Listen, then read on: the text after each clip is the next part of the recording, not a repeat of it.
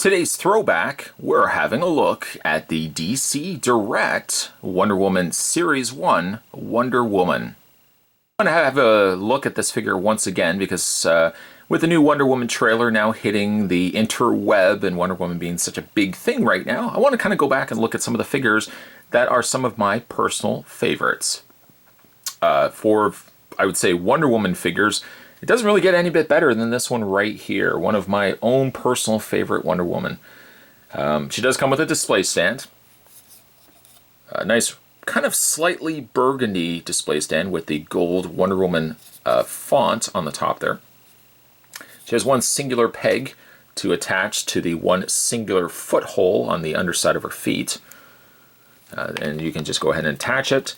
The figure seems to do a pretty good job of standing on its own. It's not like you necessarily need the display stand, but for certain figures, especially the DC Direct ones, they always did a good job on the stands themselves, incorporating fonts or symbols that showcasing the figure on top of the stand was always a good preferred method for me. Taking her off the display stand though, put that to the side. The figure itself again is quite stunning, featuring her in her classic Wonder Woman outfit. Also, and one of the other reasons why we're having a look at this figure as well is this figure is super expensive. To get her in aftermarket, it can go anywhere from $60 to $80 to pick up this figure right here. Luckily, don't jump to eBay necessarily right away, because I believe this Wonder Woman is also going to be re-released in a 3 or 4 pack of different Wonder Woman figures. So that will be your opportunity to get this figure again if you missed your chance the first time around. Let's have a look at her face, which I think is one of the better Wonder Woman faces out there. She's got a very strong heroic stance and certainly a good strong expression on her face. Very neutral face. No real expression to read other than very stern and very strong.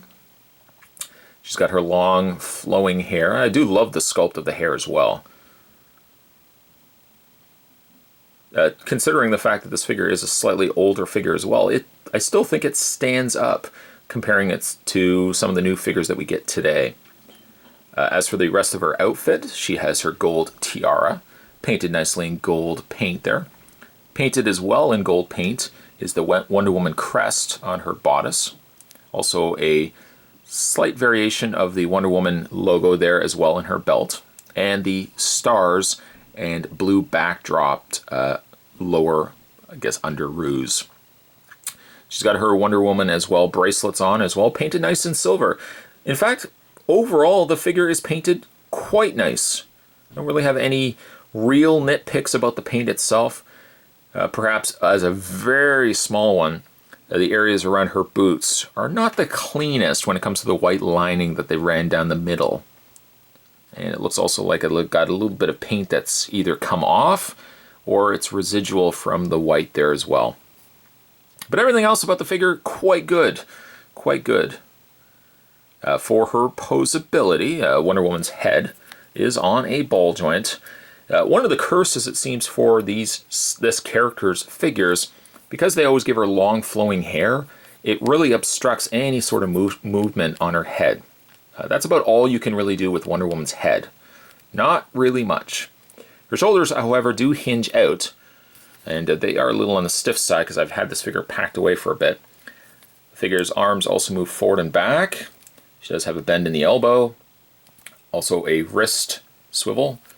Her legs move forward and back, and she does also have a bend at the knee.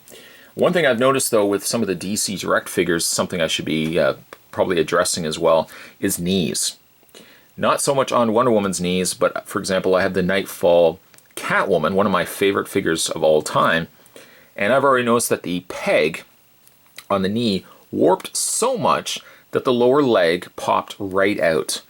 It didn't break. Well, it didn't break in the sense that it broke any of the peg area, but it looked like the lower leg got so warped that the leg basically just came out of the socket.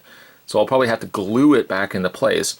Not that I'm probably going to be displaying, Catwoman in any sort of dynamic pose, because the way that they have these figures posed now is perfectly fine for me. Yes, indeed, it's certainly a stellar Wonder Woman figure. If you missed your chance getting this figure the first time around, again, I believe she is going to be re-released, so don't have to worry about paying the scalpers' prices. Hold off, guys, and you can get her, I think within this year she'll be coming out. But it was a perfect opportunity for me to go back, throwback to a figure that I had to look at before, and still one of my favorite Wonder Woman figures. Today's throwback, we were having a look at the DC Direct Wonder Woman Series 1. This was the Wonder Woman figure. Stay tuned, guys. Spot's going to have more throwbacks and other videos heading your way. As always, thanks for watching. See you next time.